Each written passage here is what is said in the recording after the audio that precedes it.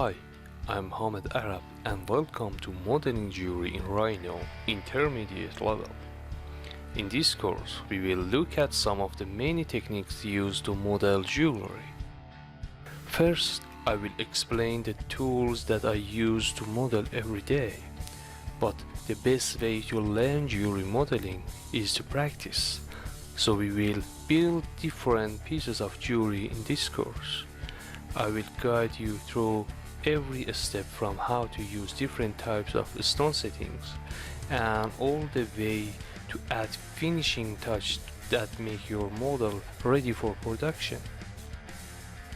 Throughout the course, I will cover modeling techniques, tolerances, tools, and troubleshooting, and I will use several different workflows so you can discover which one works the best for you.